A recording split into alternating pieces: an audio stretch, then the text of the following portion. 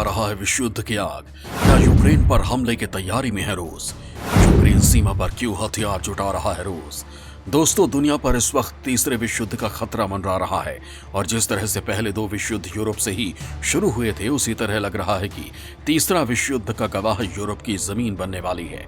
सही मायनों में कहें तो यूरोप इस वक्त बारूद की ढेर पर बैठा है और जिस तरह से पोलैंड और बेलारूस, इसके अलावा रूस और यूक्रेन के बीच तनाव चरम पर पहुंच चुका है, उसको देखकर लग रहा है कि जल्द ही इस इलाके में कुछ होने वाला है।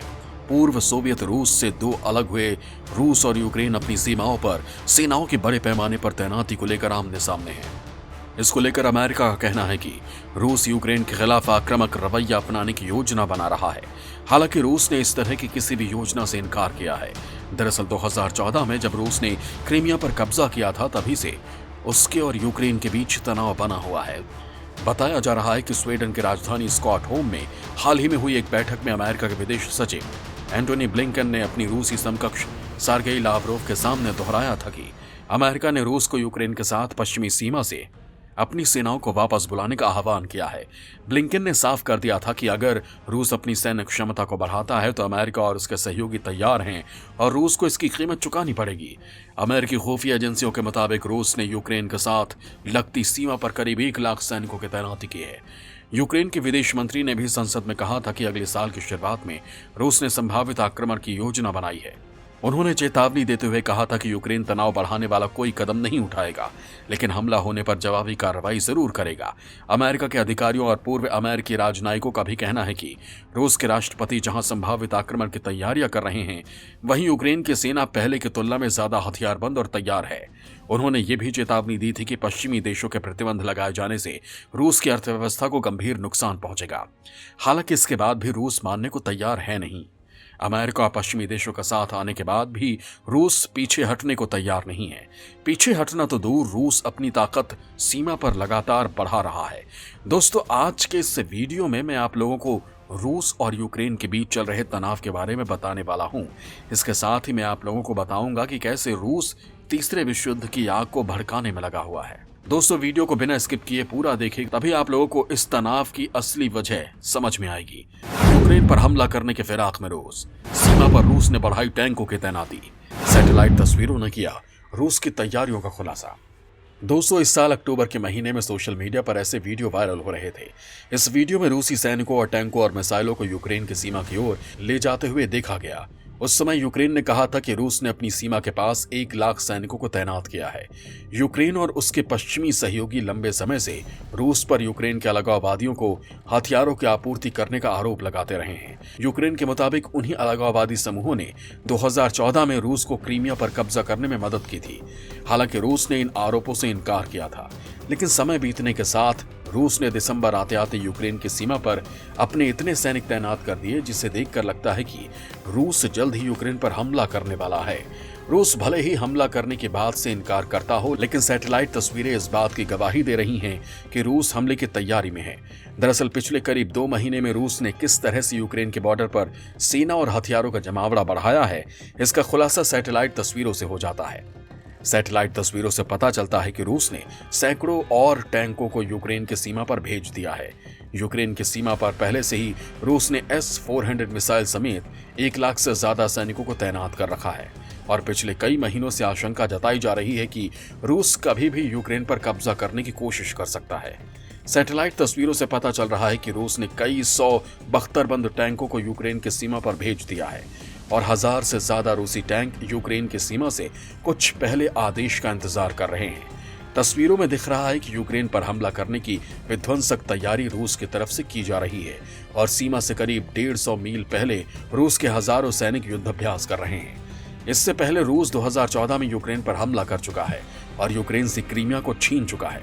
लिहाजा इस बार भी अमेरिका और यूरोपीय देशों ने कहा है कि अगर रूस यूक्रेन पर हमला करने की कोशिश करता है तो फिर यूक्रेन की मदद की जाएगी, और अगर ऐसा हुआ तो यूक्रेन के बहाने अमेरिका और रूस आमने सामने आ जाएंगे। और अगर ये दोनों देश आपस में भिड़े तो इतना तो तय है कि दुनिया विश्व युद्ध की भट्टी में जलने लगेगी, क्योंकि विश्व युद्ध की आग यूरोप से निकल मिडिल ईस्ट और फिर एशिया की तरफ ही रुख करेगी। अमेरिका, यूरोपीय देश और यूक्रेनी नेताओं ने रूस पर अक्टूबर से यूक्रेन की सीमा के पास फिर से सैनिकों के जुटान करने का आरोप लगाया था। अमेरिकी राष्ट्रपति बाइडेन और अन्य नेताओं का कहना है कि मॉस्को यूक्रेन पर हमले की तैयारी कर रहा है, जबकि मॉस्को ने इससे इनकार किया था। अभी कुछ समय पहले ही रूस समर्थित विद्रोहियों के मोर्टार हमले में यूक्रेनी सेना का एक जवान मारा गया था, जबकि दूसरा गंभीर रूप से घायल हो गया था। इस हमले के बाद से यूक्रेन और रूस में जारी तनाव और ज्यादा गहराने का अंदेशा था। यूक्रेन की सेना की माने तो विद्रोहियों ने ग्रेनेड लॉन्चर और मोर्टार से उसके ठिकानों को निशाना बनाया था। रूस और यूक्रेन के तनाव को लेकर अमेरिका पहले ही कह चुका है कि अगर रूस ने हमला किया तो उसे कड़े प्रतिबंध झेलने पड़ सकते हैं। अभी कुछ दिन पहले भी कुछ ऐसा ही हुआ, जिससे दोनों देशों के बीच तनाव बढ़ गया है। दरअसल रूस ने यूक्रेन पर आरोप लगाया है कि लवीव शहर में रूसी दूतावास पर हमला करवाया गया है। रूस ने कहा कि यूक्रेन के एक हमलावर ने यूक्रेन के पूर्वी शहर में रूसी वाणिज्य दूतावास पर पेट्रोल बम फेंका है और ये एक आतंकवादी घटना है, लिहाजा यूक्रेन को फौरन माफी मांगनी चाहिए। हालांकि यूक्रेन ने इसे केवल एक गुंडागर्दी बताया है। रूस इस घटना के बाद से काफी गुस्से में है। हालांकि रूस इस मामले को आगे नहीं बढ़ाना चाहता और इसे खत्म करने के लिए उसने कुछ मांगे रखी थी, और जिसे अगर मान लिया जाता है तो सारा फसाद खत्म हो सकता है। रूस की मांगों को विस्तार से पेश करते हुए रूस के उप विदेश मंत्री सर्गेई रैबकोव ने कहा था कि रूस और पश्चिम के संबंधों के पुनर्निर्माण में नए सिरे से शुरुआत करनी चाहिए। साथ ही उन्होंने कहा कि सुरक्षा स्थिति को आक्रामक रूप से बढ़ाने के लिए हाल के सालों में अमेरिका और नाटो की तरफ से अपनाई गई लाइन बेहद खतरनाक है। अमेरिका और नाटो को हमारे देश के प्रति आक्रामक कार्रवाइयों को बंद करना चाहिए। रैबकोव ने कहा कि रूस बातचीत शुरू करने के लिए तैयार है। इसके लिए जिनेवा एक संभावित जगह होगी और इसकी वार्ता टीम भी तैयार है। मॉस्को का कहना है कि वो यूक्रेन के नाटो के साथ संबंधों और गठबंधन में शामिल होने की आकांक्षाओं को अपनी सुरक्षा के लिए खतरे के रूप में देखता है। दरअसल दोनों देशों के बीच विवाद की वजह क्रीमिया है। फिलहाल इस पर रूस का कब्जा है और रूस इस कब्जे को छोड़ना नहीं चाहता। दोस्तों, पुतिन को यूक्रेन के साथ पश्चिमी देशों का खड़ा रहना पसंद नहीं आ रहा है। नाटो लगातार रूस को हमला न करने की चेतावनी दे रहा है, तो वहीं अमेरिका ऐसा करने पर रूस को अंजाम भुगतने की धमकी दे रहा है। इस धमकियों और चेतावनियों पर रूस के राष्ट्रपति व्लादिमीर पुतिन ने कहा था कि रूस संघर्ष से बचना चाहता है, लेकिन अगर अमेरिका और यूरोपीय देश उकसाने की कोशिश करते हैं तो रूस तत्काल प्रतिक्रिया देगा। अभी कुछ दिन पहले ही रूस ने फिर से दोहराया था कि रूस अपनी सेना को देश के अंदर कहीं भी तैनात करने का अधिकार रखता है और किसी भी हालत में अमेरिका रूस को उकसाने की कोशिश न करे।